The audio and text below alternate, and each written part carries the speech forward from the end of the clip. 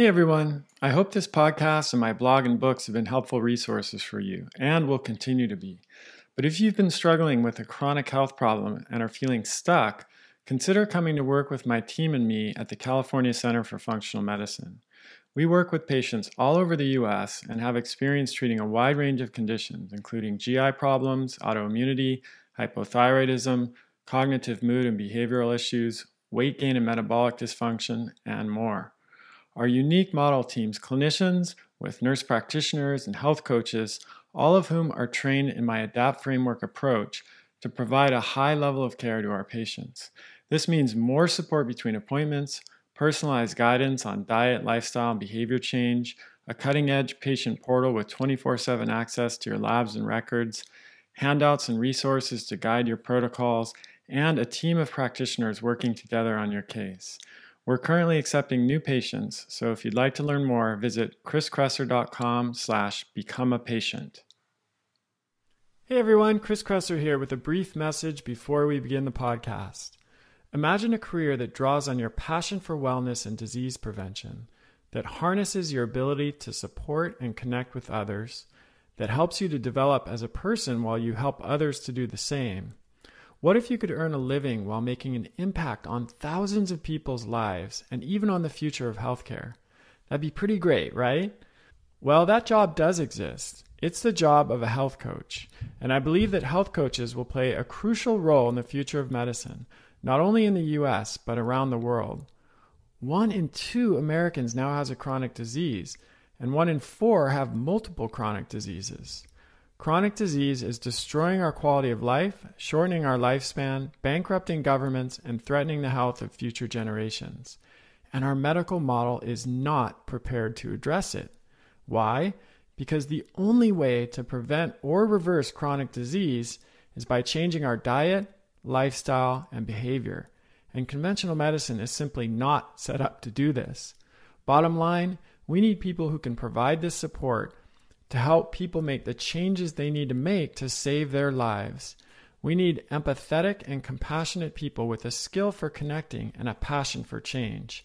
And my job is to make sure they have all the training they need to do their job so well they will change the future of healthcare. A career as a health coach can be incredibly fulfilling both professionally and personally. It really could change your life, and it can also change the world. That's why I'm excited to announce that we're launching the ADAPT Health Coach Training Program. It's a 12-month, 100% online certification that will prepare you for a successful career as a health coach.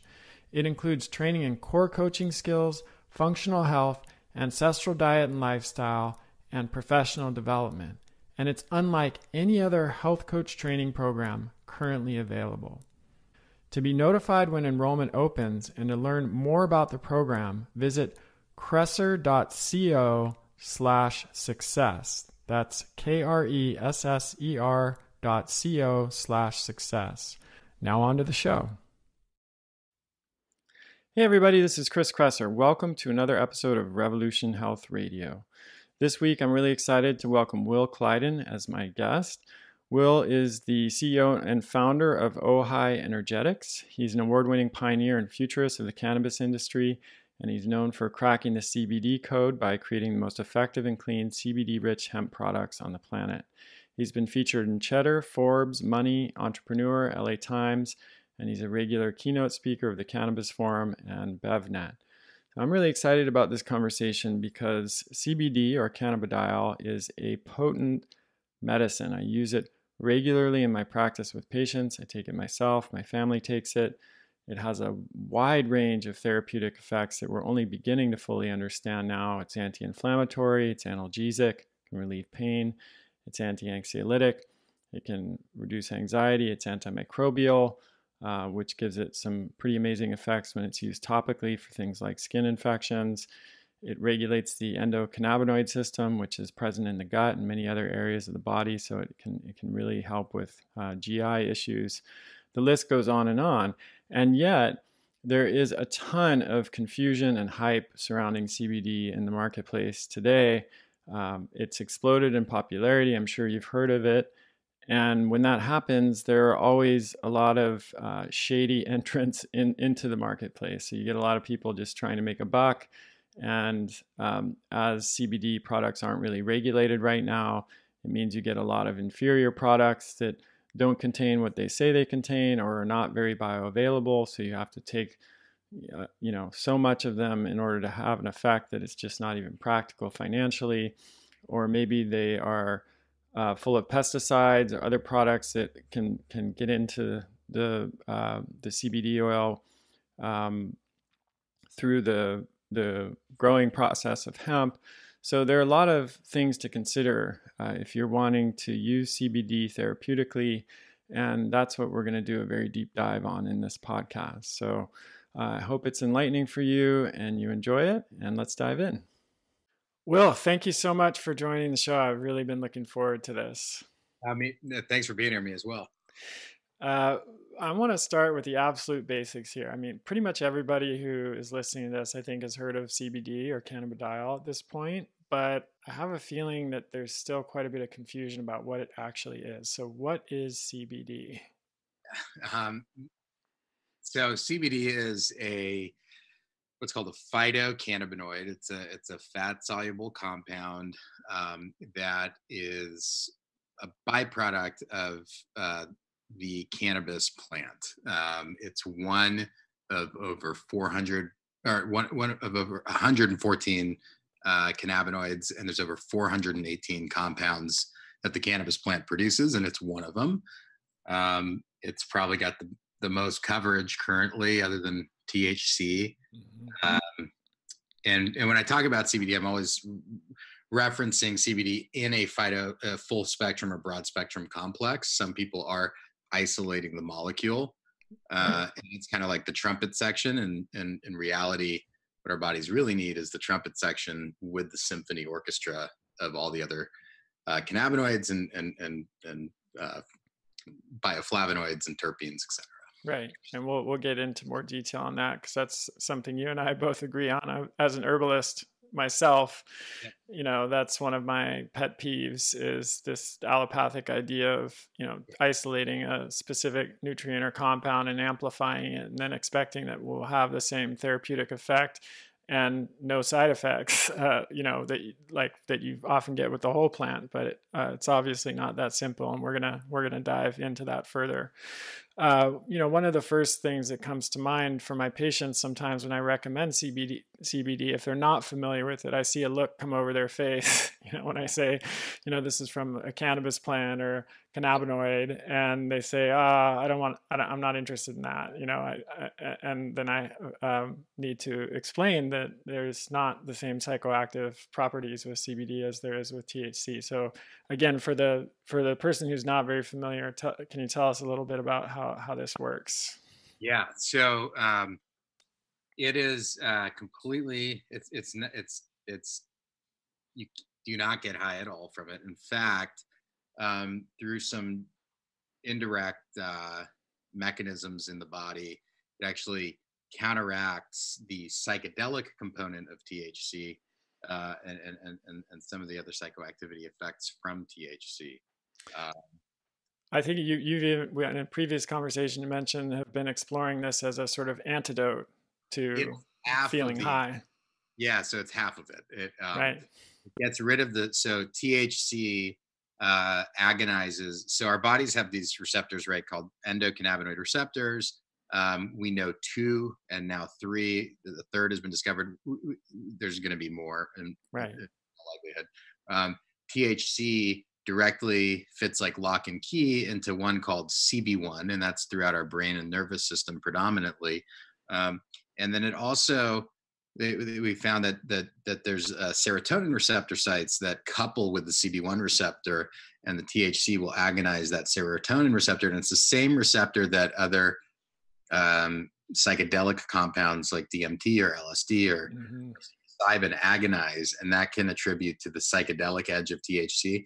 Now, CBD binds to that serotonin receptor and selectively downregulates allosterically the THC action and shuts that part of it off, and can bring the psychedelic edge down And then there's another compound, pregnenolone, which we produce in our brain, that binds to the CB1 receptor and selectively shuts down the agonization of the THC at that site.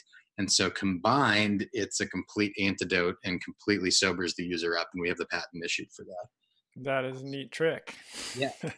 And actually it has many therapeutic benefits, as you and I have discussed before. Some people find, and we find in our work with patients, that THC is a medically useful compound, above and beyond just the recreational use and people taking it to get high. It has some properties, therapeutic properties, that CBD doesn't have. And for some people, it can be really helpful, particularly with inflammatory bowel disease and sleep issues, but they don't want to wake up or deal with any of the psychoactive properties. So it's really useful to have that tool in the bag, so to speak. 100%. Because it's only going to be on the CB1 and CB2, or CB1 and the serotonin site.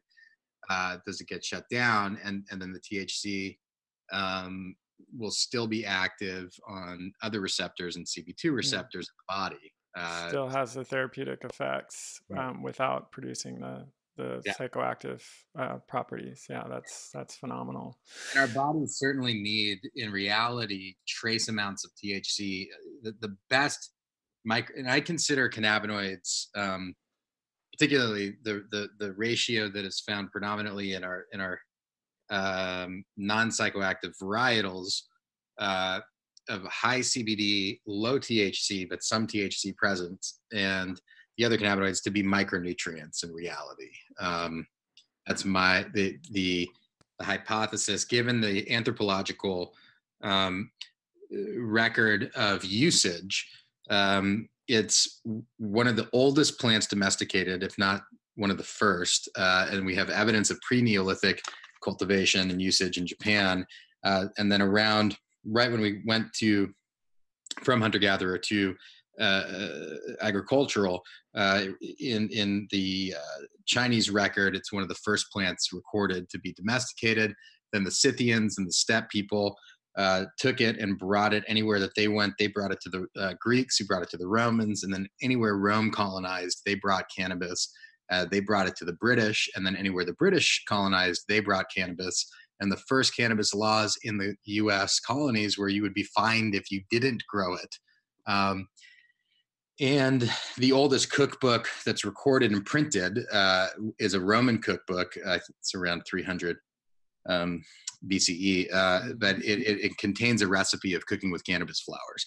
And so and there's documented direct intake. The Scythians used it through combustion. And then there's that direct recipe of the Romans of cooking with it. But the primary intake would have been through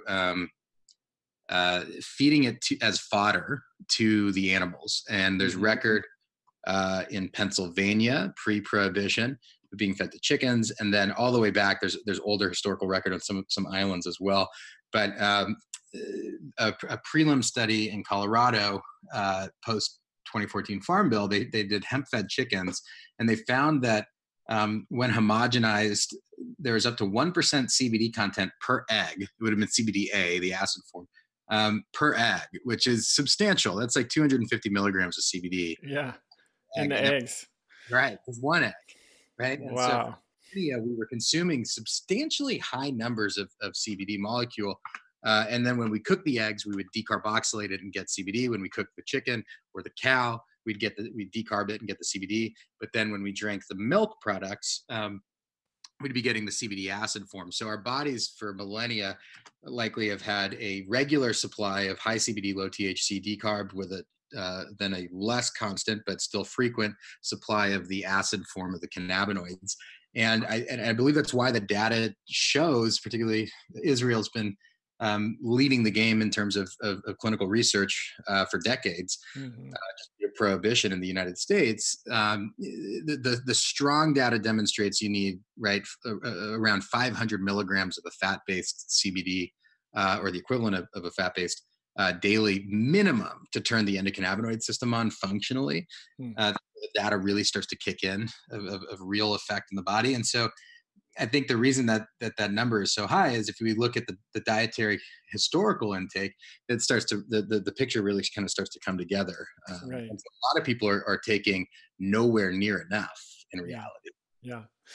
We're going to get into dosing later, and we're going to have a separate webinar, I think we talked about, where we're going to do an even deeper dive on all of these particular topics on how to dose it properly and what you should look for in a product. And there's so much confusion out there on this topic, and it's such a potent therapeutic modality that I just really want to give people all the information that they need to make good choices about it, because it's been such a game changer for me personally and also for my patients. So, I mean, that's really fascinating about the history. As you know, I studied Chinese medicine, and I remember learning about the emperor and pharmacologist Shen Nung, who, who was famously used cannabis, and learning about the early history of its use for gout and rheumatism and even malaria was pretty fascinating, isn't it?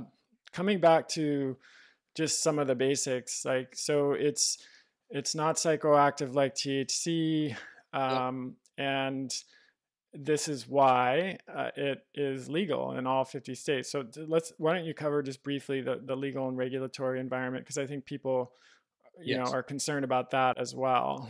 Yeah, and there's actually a few states, and it's rapidly shifting for the benefit. But there's a few states at a state level where they have not updated, and CBD is not it's not so friendly. But at a federal level, it's completely legal. In the majority of states, it is, and we can go over those states. But so how many states? I actually wasn't aware of that. I'm glad we're having this conversation. Yeah, because it flickers. Fortunately, bureaucratic decisions don't always pace with logic. Right. Yes. So you can order it, like, it's federally legal. You can order it online. And the Farm Bill stipulates that states cannot block the intrastate transport of hemp and its derivatives, including cannabinoids such as CBD. However, at a state level, they can ban it. Interesting. That now that all of those states, because they're realizing that the one, health importance, two, market size, they're missing out on massive tax revenues. Yeah. And jobs. Follow the money. Yeah. So so Idaho is probably the most famous, and then you've got the Dakotas. North Dakota's flipped. I know they can grow it in North Dakota now. I'm almost certain CBD is now friendly there. South Dakota currently is a no-go. Texas was on there, but now it's golden. And that's okay. We can put a full list on the show notes so that everyone can see. And another thing is travel. So a while back, it used to be that the FDA didn't really have a clear position about whether you could fly on a plane with CBD and take it on the plane with you.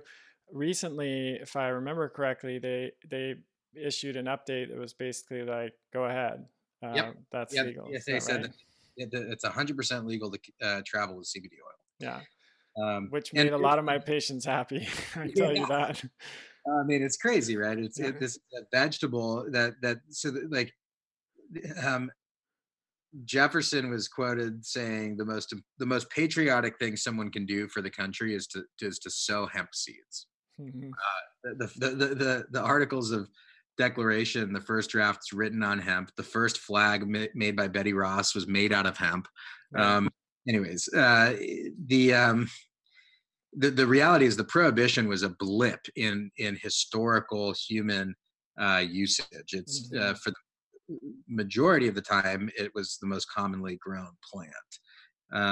One of, right? And so basically the definition of hemp, it's actually not a botanical distinction.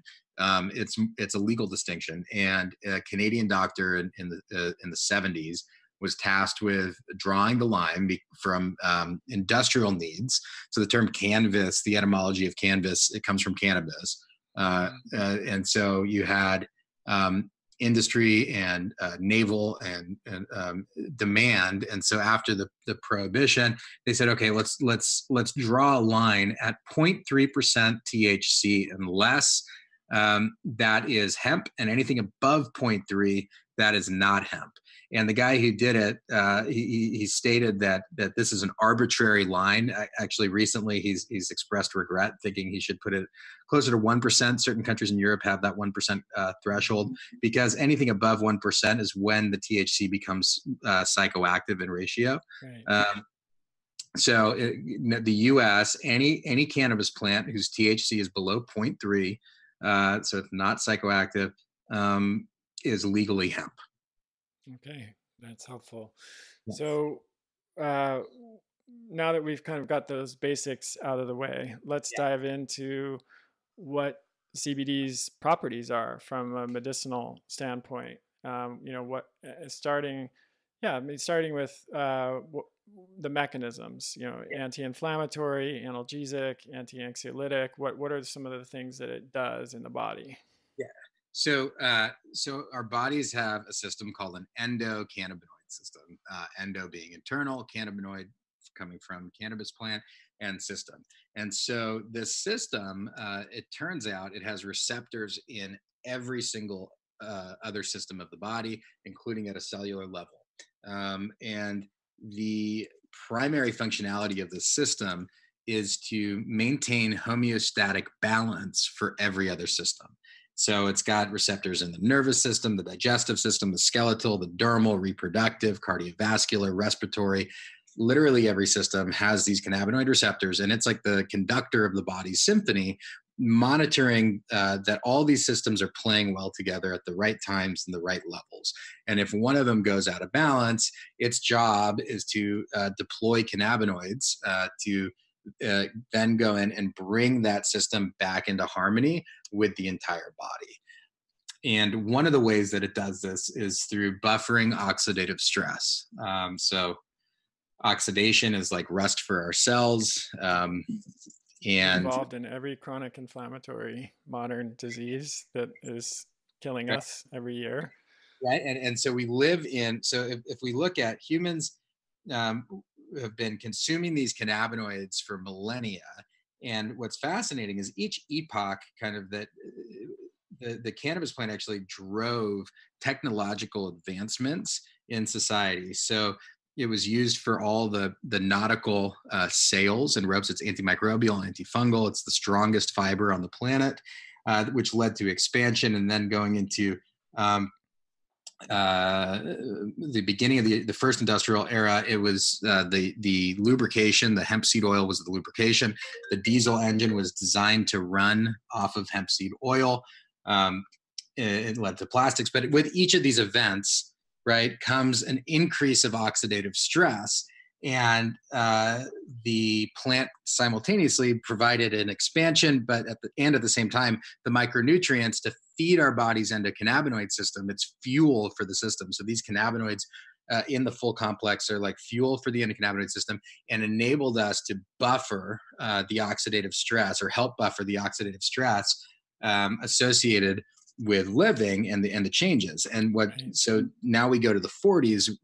We've got for the first time, really, we prohibited this plant, artificially created this endocannabinoid deficiency by cutting the nutrients out of the diet, and simultaneously entered an era of more oxidative stress than ever before. The saber-toothed tiger's gone, but going to a grocery store and needing to pick between more than 6 options, they did a study, and it shows that that creates a notable oxidative stress response. Mm-hmm. So that's like the least of our modern stressors. So we 1-2 punched ourselves, essentially. We cut out our fuel for the endocannabinoid system and ramped up the stuff that the oxidation, which the fuel is needed to buffer. When we have an oxidative stress response, it increases this compound called FAAH. And that enzyme actually degrades one of our internal cannabinoids called anandamide. So when you go through a stress event, the body's going to try and deploy the anandamide, but this FAAH enzyme increases and destroys it. So we put ourselves in this negative feedback loop artificially. When you take CBD, it actually modulates the levels of FAAH in the body and enables anandamide to last longer in its half-life and circulation in our body. And so that's why when we put the cannabinoids and fuel back in our system that we've artificially idled, all of a sudden the system lights up, and all of a sudden driving in rush hour traffic, people go, "Oh my goodness! Normally I would be freaking out, and I feel totally collected and present in it." Mm-hmm. So it's got a regulatory effect on the antioxidant defense system, the oxidative stress. It has anti-anxiolytic or anti-anxiety effects for many people via the endocannabinoid system as well. Yep. And it has direct action on the vanilloid receptors, which modulate pain and inflammation response. Right. I was going to say then pain and inflammation are other major uses, particularly at those higher doses that you talked about. So, I mean, if we're talking about pain, inflammation, oxidative stress, then it's no wonder why CBD has been shown to have an impact on so many different conditions, because those are pain, inflammation, and oxidative stress basically characterized every chronic modern inflammatory disease, from headaches to migraine to Crohn's and ulcerative colitis to arthritis to cardiovascular disease to depression, which is now considered to be an inflammatory condition. I mean, the list really goes on and on. And so we did we have to be careful with what we say on the our supplement end. We have substantial IP on medical sides, so I can talk about the different. Yeah, I understand. But we did a preliminary 60-day blood panel study with Quest Diagnostics, a doctor from a cardiovascular surgeon from UCLA who was monitoring it, and we looked at 3 different inflammation factors, along with other things like lipids, but the with homocysteine, C-reactive protein, and one of the other major markers. And Dr. Brandman said he had high hopes, given all 3 combined, to see across the board around a 3 to 4% reduction would be fairly substantial. After the 60 days, he came back at 12 to 14% reduction. Wow. Yeah, that doesn't surprise me, but I'm sure it was pretty shocking for the investigators, because you don't see those even with a lot of significant, pharmacological anti-inflammatory drugs. Exactly. Yeah, and I'm not under any of the same restrictions you are, so I can talk a little bit about my own experience using CBD in clinical practice and some of the conditions that I think about it for. And to be honest, at this point, I'm using it. It's kind of stands out when I don't recommend it for a patient, just because I found it to be so effective for so many different conditions and so well tolerated. It doesn't have the side effects typically that most other medications and even supplements have. And as we'll talk about later, there are some interesting dose response curves and things that happen when you've been taking it for a while that mean you don't actually tend to build up significant tolerance, and sometimes it's the opposite. So I don't really believe in I hadn't believed in miracle cures and panaceas that help everybody, but I mean, this is, and I'm kind of allergic to hyperbole, but this is about the closest that I've seen in 10 years of clinical practice, especially when you get the form and the bioavailability and the dosage correct, and you're making sure to choose a product that's not full of pesticides and other contaminants, which again we're going to talk about later. But just for me, in the quick list, it would be like again, anyone with any kind of inflammatory condition. So we're talking about all the inflammatory bowel diseases, and including an irritable bowel syndrome, any GI issues, because the endocannabinoid system is highly represented in the gut. So Yes. I definitely think about it for that. Mood disorders, behavior disorders, and anxiety because of the what you just described with the how it works in the brain and the oxidative stress system, and the relationship between inflammation and all of those conditions that we now has now been well established. Um, any kind of pain, whether it's from an injury, musculoskeletal pain, and it can be used topically that way or internally, or from like chronic inflammatory conditions like arthritis or rheumatoid arthritis, autoimmune conditions, because it has remarkable immunoregulatory effects. Yep. What I've seen, certainly nausea, that's probably one of its most famous Yep. uses for people who are undergoing cancer treatment. Um, uh, I've actually seen a phenomenal antimicrobial Yeah. effect too, both internally as part of like antimicrobial protocols, and then also on the skin for Yep. any kind of skin bacterial or fungal issue. Um, I mean, those are probably the ones that I think of most. But it's just And it amazing keeps to me. going. We're still discovering so many uses of Yeah. this compound plant. And it despite like knowing like, okay, if you are providing fuel for the system whose primary purpose is to regulate homeostasis for every system of the body, like the functionality of it checks out, right? And Yeah. makes it still is profound. Yeah. I think it's also because we artificially idled the system, and so for almost a century now, until just now, right? And so the the data and the medical science didn't realize that essentially, and so Hmm. uh, with it turning back up online, all of a sudden we're seeing all these just these almost panchaea like results, and it's like, okay, well, we're feeding the system that regulates every other system, and it makes sense, yet it's still never not for me at least profound to see Yeah. what it does.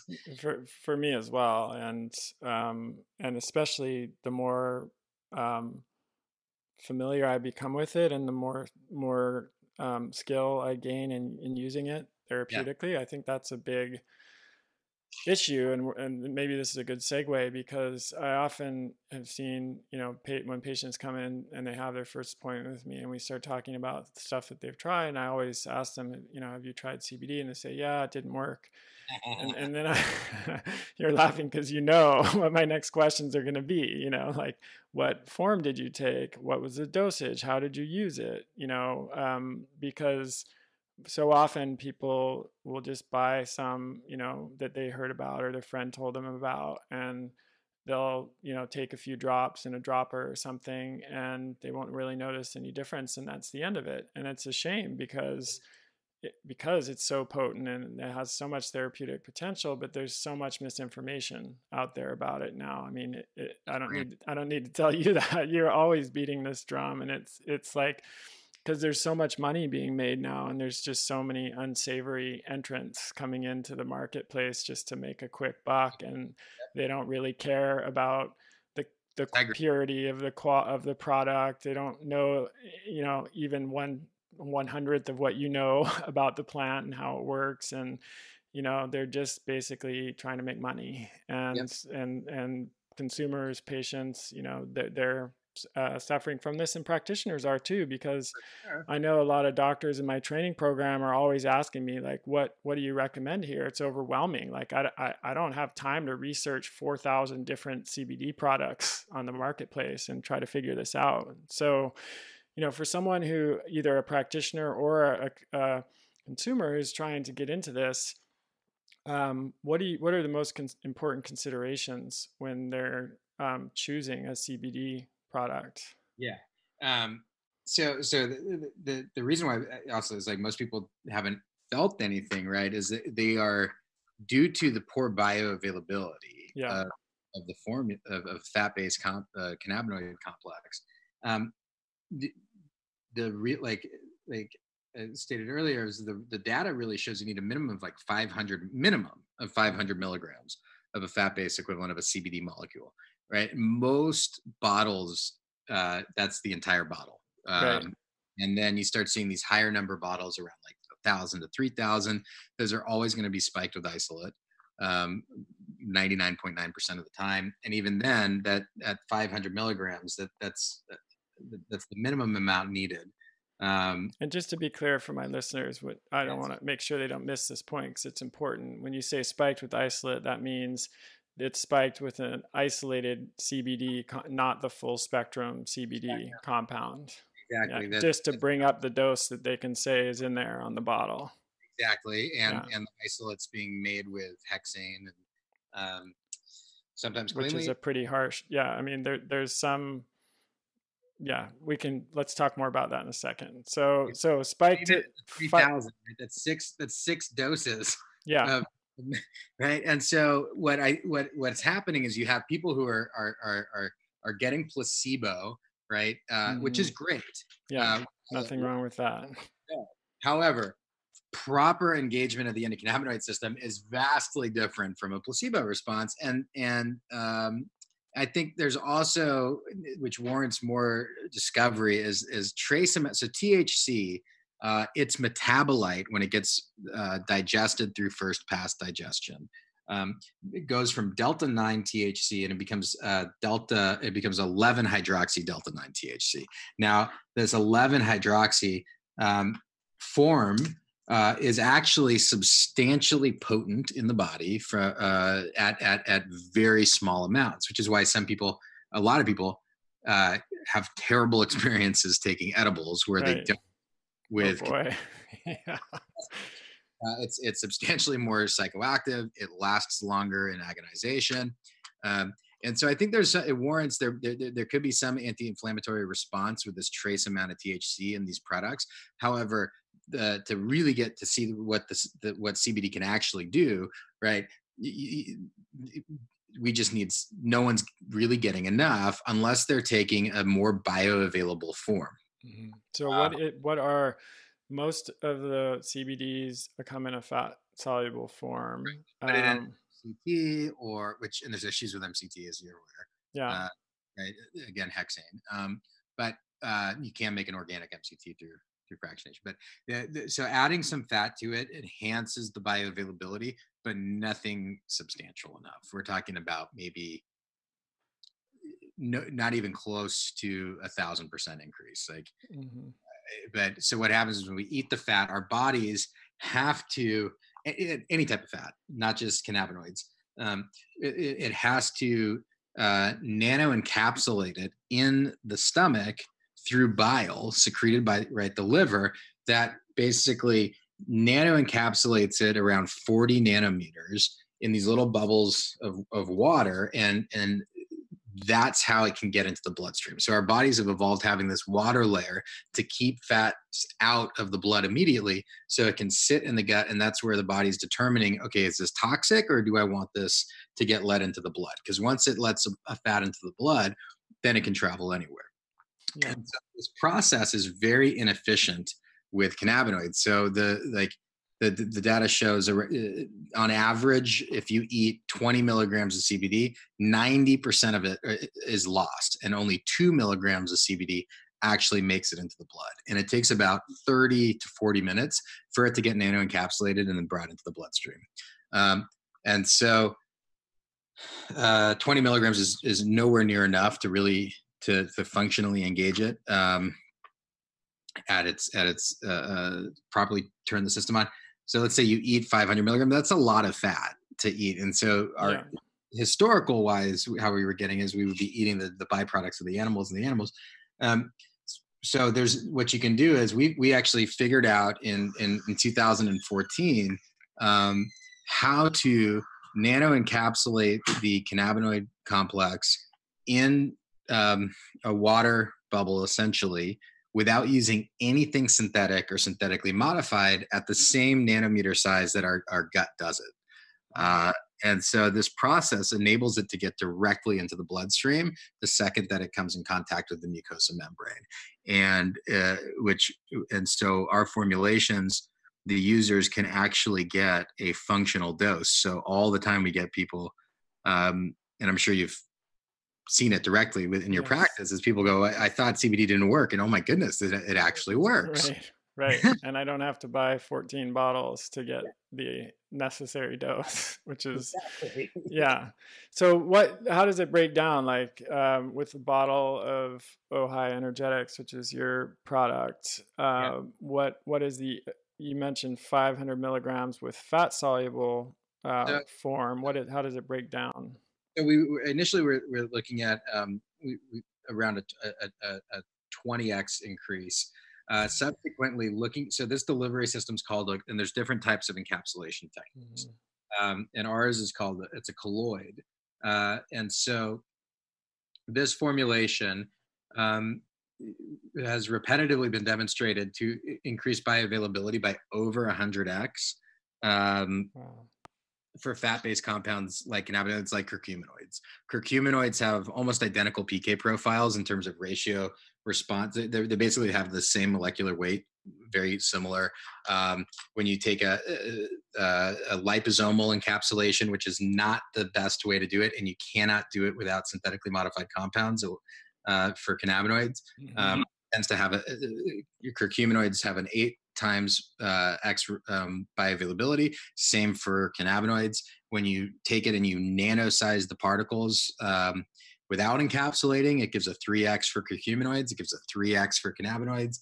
And when you do a colloidal of curcuminoids, you get over 100x. And we've seen this with following through with CBD, and that's what we use for our formulations. So conservatively 20, but to say 20x, and how does that actually, that would be without me having to do the math, like how many doses if would that be in a bottle typically? 5,000 megs, but the reality is it's and you've seen it. Probably more. It's closer to 25,000. Yeah. Okay. So that's why people get response with less than a dropper. The first time they take it, they actually feel it, because also the system is upregulated, the receptors, because it's been in this drought, so to speak. And so you need to prime the pump and do a loading dose to really kick it in. And most people are never even coming close to that with a fat-based formulation. And so we found that most people, at most, it's 2 droppers, and they feel it in under 30 seconds. And is that 1 time a day, twice a day, 3 times a day, or is that just the full daily dose? Most people find a single dose in the day is more than sufficient to get the results they're looking for. Now it depends on the individual, and so the what's really interesting is that CBD has multiple bell curves of efficaciousness,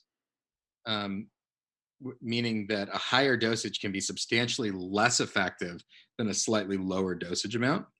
The curve of efficaciousness, and there's more than one of these peaks, and so it actually it doesn't stay static that way. It actually modulates depending on oxidative stress of the day. So it's a moving target. It tends to trend downwards with inverse tolerance. So I liken THC to be like a scalpel. THC, you build tolerance. With high CBD, low THC, you actually lose tolerance and need less over time because you're down regulating the receptors, and the system becomes more efficient. I think you might have accidentally said that backwards. So let me rephrase that just to make sure people are understanding.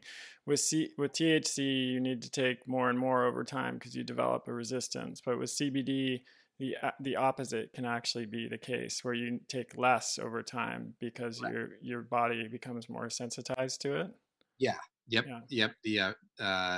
And that's on average. However, if you then get on a plane and you get jet lag, right, the oxidative stress from that will bump the bell curve chart back up higher. So it's a moving target. So anything that happens, like if someone is autoimmune disease and they have a flare, they might need to go back up on the dose curve during those times. Correct.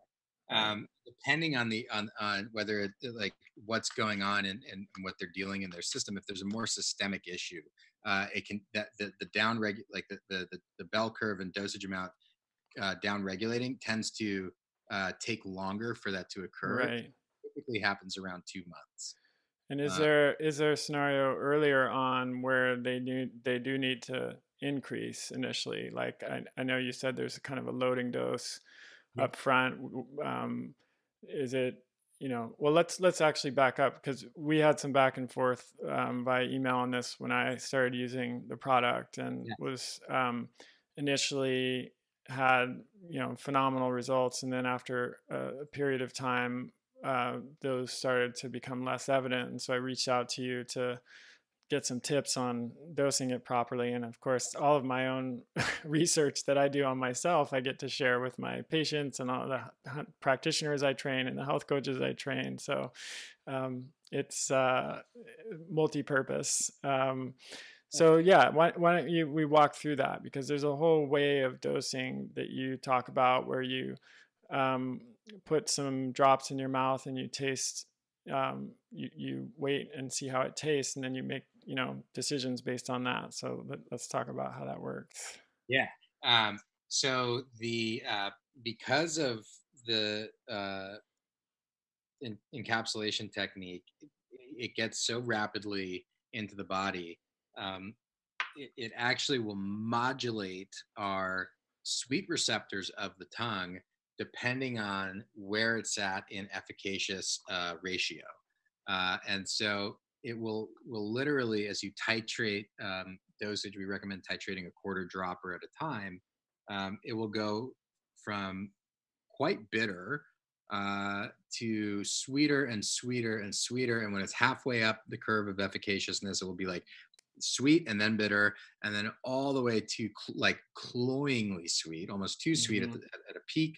And then if you keep going, it will actually start getting more and more bitter again as it goes down in the efficaciousness curve. And then as it approaches the next efficacious dose range, it gets sweeter and sweeter and sweeter to fully sweet, like honey again at a peak. Right. And these peaks, so the endocannabinoid system operates running like in triage, right?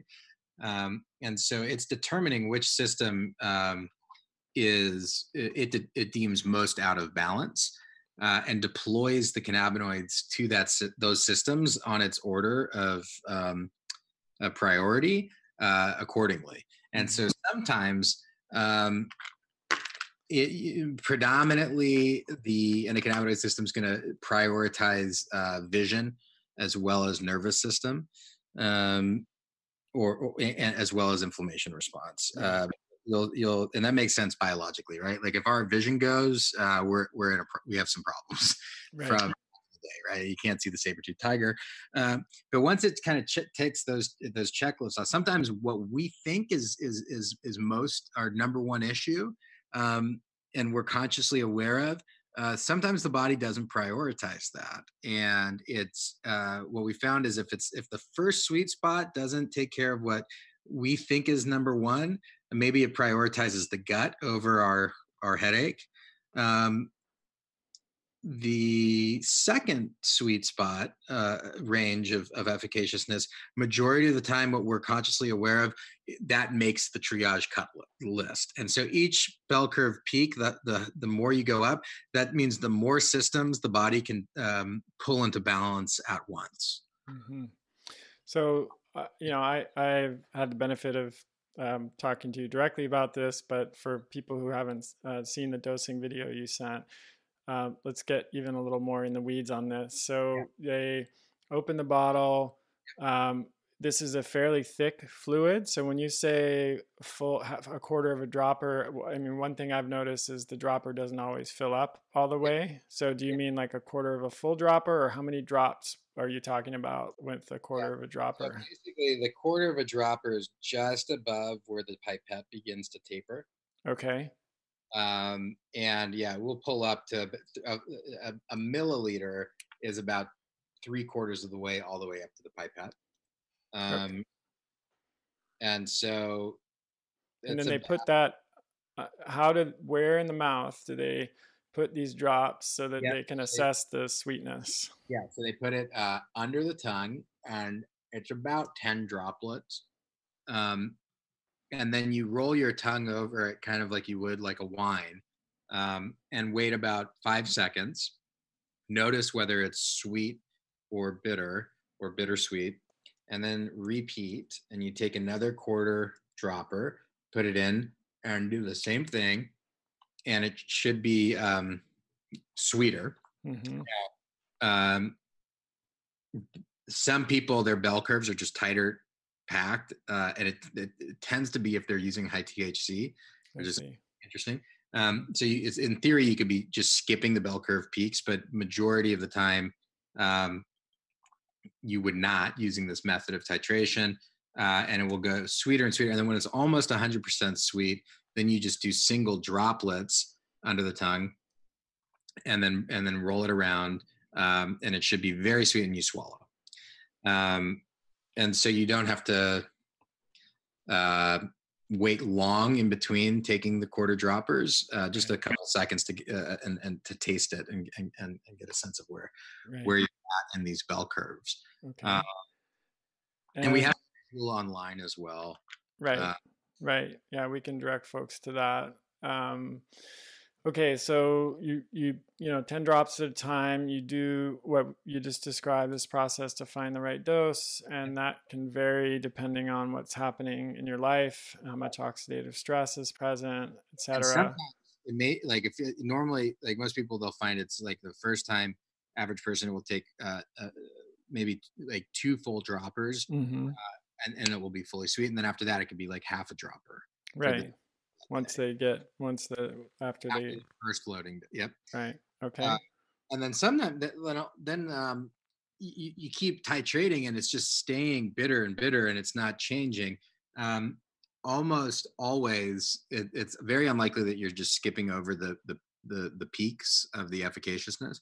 It means that that something it kind of acutely is going on in the body. Yeah. And it will and almost majority of the time it will be 6 full droppers, and then it's fully sweet like honey. Yeah. And then so that's the only other, which is pretty it's just amazing that our body has this intelligence feedback, and it turns out the endocannabinoid system is responsible for sweet modulation of the tongue as well, which is right. Yeah. You sent me the study to look at, which is fascinating. I definitely read it. Yeah. Okay, so that was my next question, actually. I obviously work with patients who are quite sick, in many cases, complex chronic illness, sometimes people dealing with pretty intense pain and inflammation and a lot of oxidative stress. And so this doesn't necessarily apply to the general population, but in those, I wanted to ask you, like, is there a maximum, or, what number of droppers can people feel safe going up to if they're in an acute flare type of episode? Yeah. So most people will never need to exceed 8, mm-hmm. and that's like really the top of the board.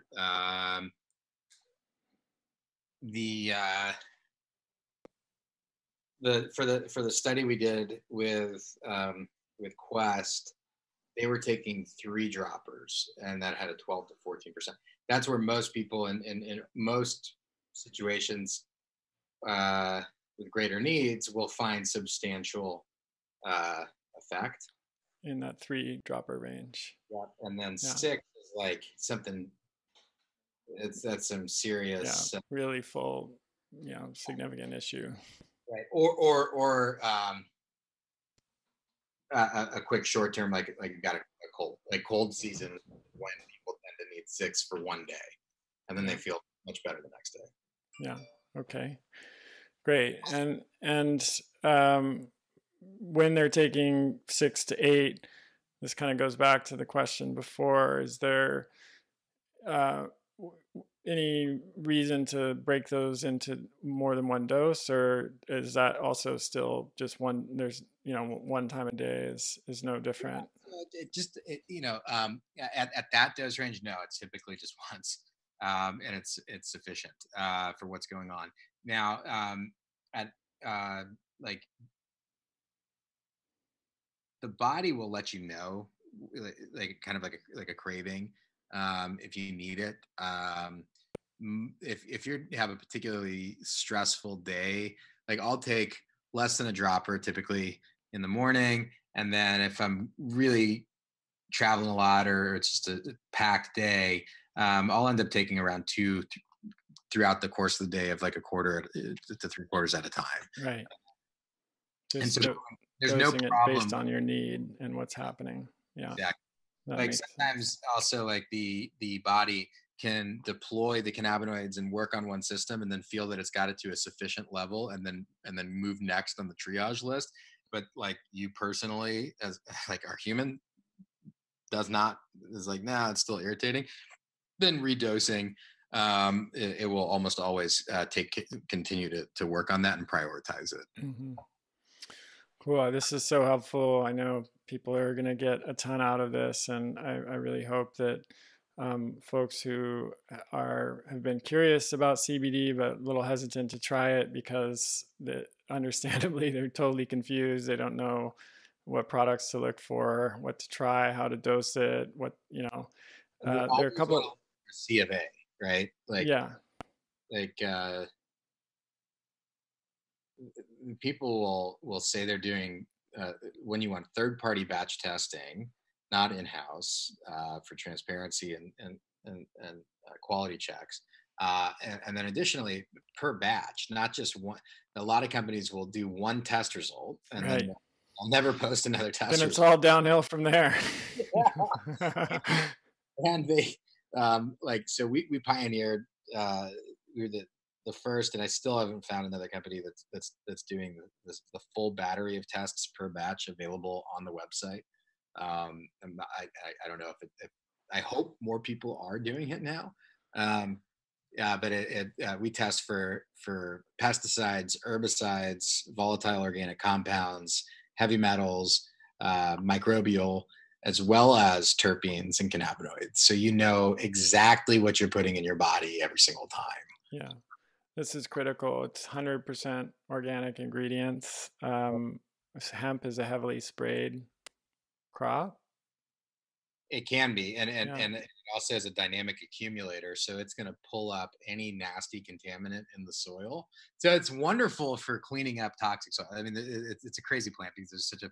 We're talking about the nutritional and then also the medical side of the plant, but on like an industrial level, right? You can make plastic out of it. We actually figured out, with a Stanford PhD, how to make scalable supercapacitor batteries and graphene out of Okay.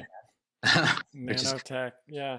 Amazing. It's, I love how you're approaching this, and it's so important to me that the companies that I recommend and support have a social mission and are providing real value to, above and beyond just the product that they're selling. And when I first learned about Ojai several years ago and read more about you guys and found that you were the first public benefit corporation in I think the entire cannabis industry, I right? believe.